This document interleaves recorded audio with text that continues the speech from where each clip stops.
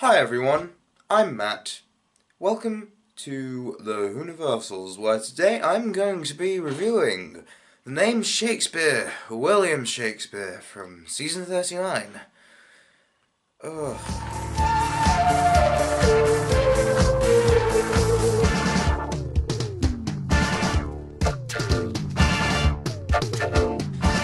The name Shakespeare, William Shakespeare, was the 8th serial in season 39 of Doctor Who.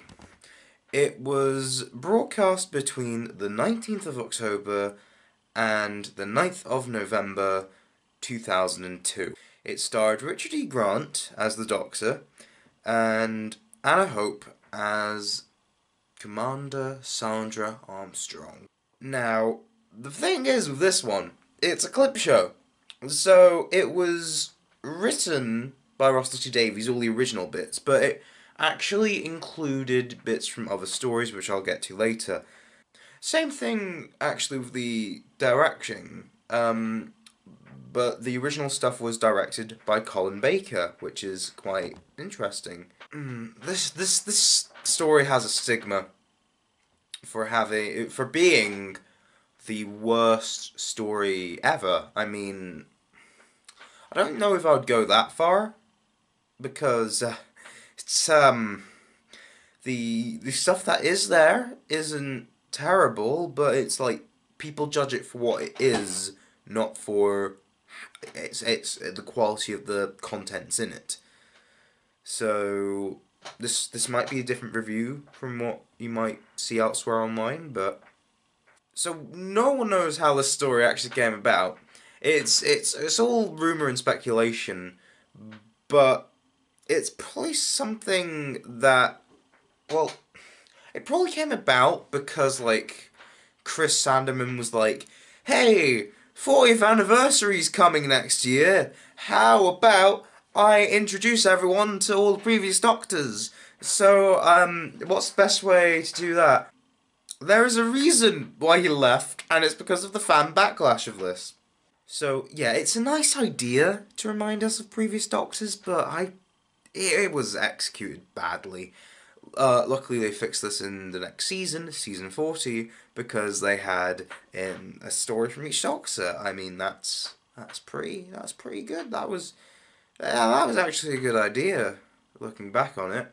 Surprised it worked, as well as it did, as well as the movie being there, but we're not talking about season 40 nor the movie. We're talking about this piece of poo. So, for those that haven't seen the story, which might be a huge number of you, or it might not be, it's got a stigma, you know, people might want to check out the worst story. If you don't know what it's like, if you've seen Trial of a Time Lord, if you've seen that, then it's kind of like that, you know, but instead of the trial scenes, it's the Doctor and Sandra in the TARDIS.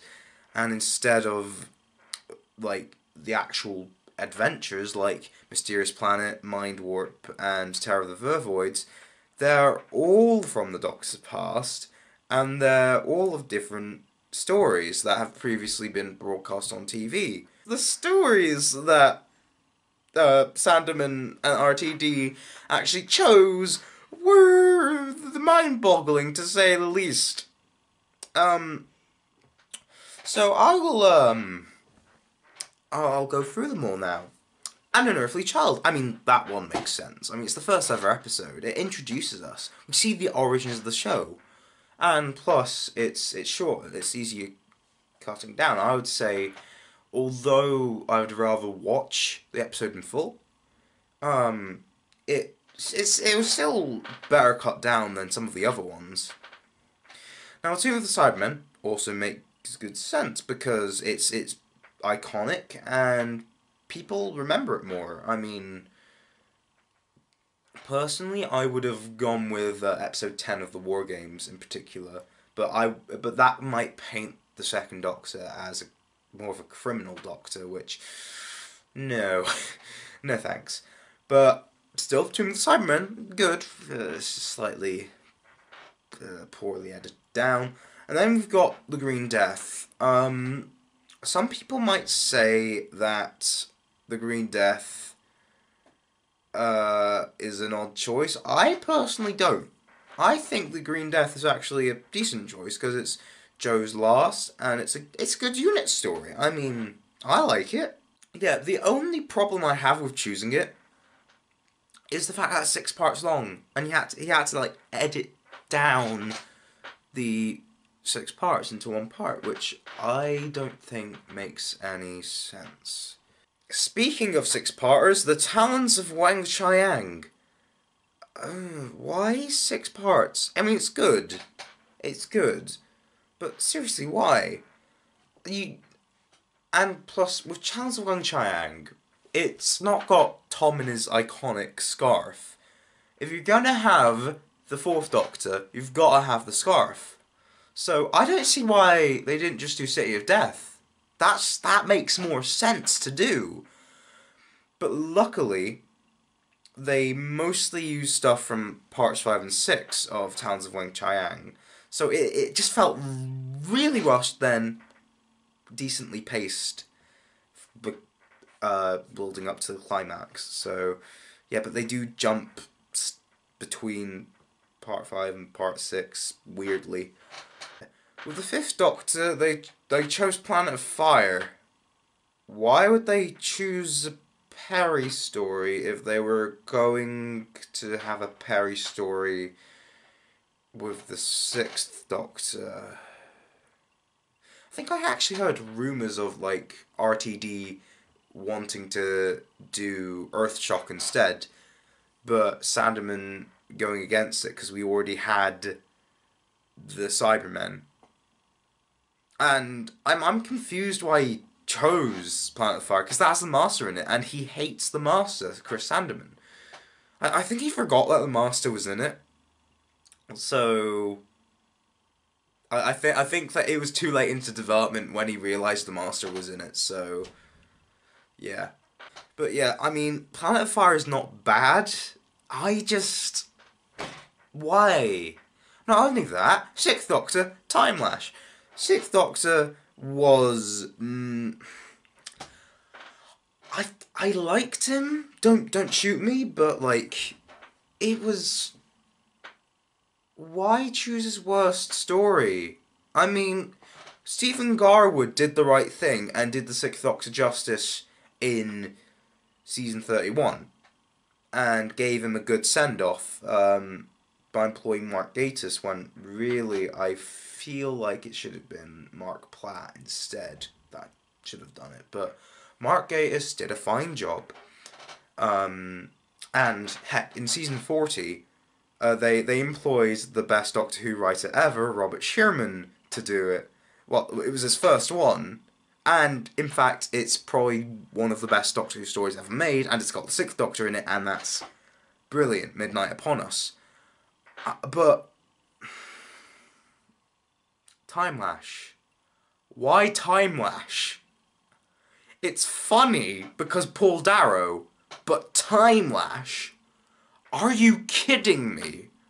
To be honest, there's only one positive with using Time Lash. There's so little substance in the base story that it's easy to cut down into like a 15-minute segment.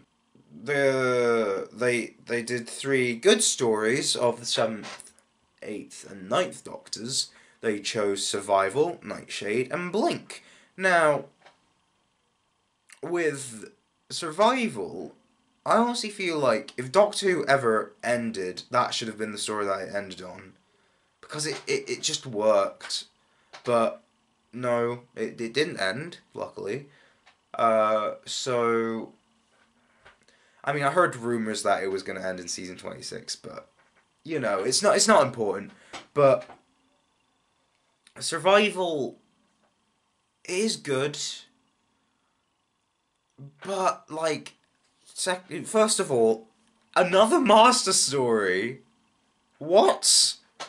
Second of all, if I would have done it, I would have actually chosen Remembrance of the Daleks, because we haven't had a Dalek story, and it was a really good Dalek story by Ben Aronovich.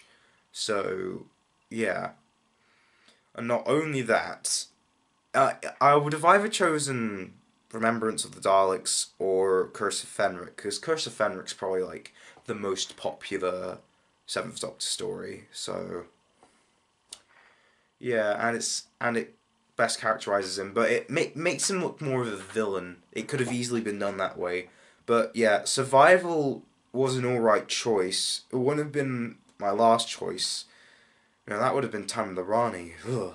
But yeah, Survival was a good choice. Nightshade was also a good choice.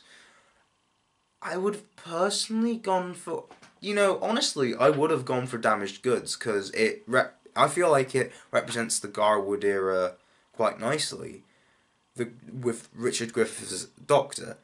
But, I feel like they didn't do that because they didn't want it to look like Russell T Davies had a bias, because he wrote Damaged Goods. So yeah, that's probably why they also didn't do Conquest of the Daleks either, or The Prisoner of Time, or any of his stuff prior. So yeah, and with Blink, that's one of the most popular Doctor Who stories of all time. I can see why Sanderman didn't choose anything from seasons 35 to 37 for McGann, because that would have also looked like bias, because those were his seasons of McGann. So choosing the most popular story from the sort of Garwood and McGann era made sense.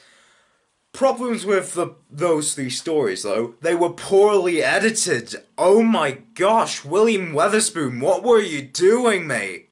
It's so annoying, because, like, these stories worked so well, and then it's just like, you ruined it.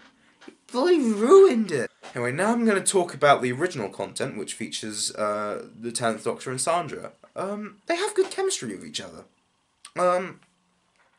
There are good lines, like when Sandra reacted to the Doctor kidnapping Ian and Barbara.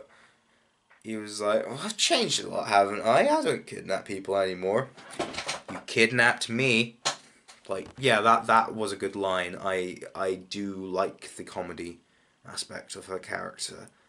And 10's not really my cup of tea, though. In this story, it was just a bit, I don't know.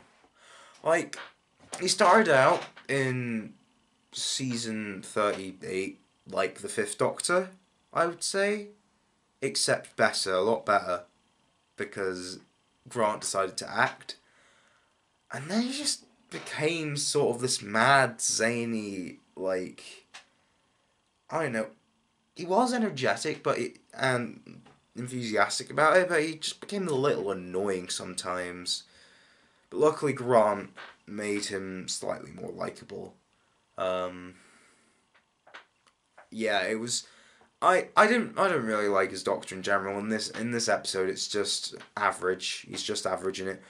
Sandra, I love her character. She's quite sassy towards the Doctor, I'd say, sometimes. Not all the time, but sometimes, and those moments are absolutely gold. I have to commend RTD on his work with Sandra. He sort of humanizes her in a way, because she is half human. But, like, yeah, sort of humanizes her even though she despises humans at the start of the season. So I feel like his development of Sandra in 39 was really good. And Colin Baker's directing was actually also good. I've got to commend him on that as well. So yeah. Now, yeah, as I said, the story has a stigma for a reason. I would say there is good stuff in it, but people are way too harsh on it. I mean, I know I basically battered it in this review, but that's because of the way it was made, rather. So, I'll give it a 4 out of 10 because it's not the best at all, but it's not the worst, and yeah, but it is bad. It is a little bad. So yeah, cheerio. Hi, well, April Fools. Well, I'm not actually from a parallel timeline where Doctor Who wasn't axed, and this is not a Whoniversals video, as you can see. But this is, in fact, a guest video for a DaDoctorWhoFan. It doesn't mean you shouldn't subscribe to the Whoniversals, though. Not only do I make content, but Ben, the person's channel you are on, makes content as well as a few other Whovians who love Doctor Who a little bit too much. But yeah, you should subscribe. I'm making a video soon, and there is going to be a lot of content soon as well. So keep your eyes peeled. Oh yeah, and subscribe to Ben as well.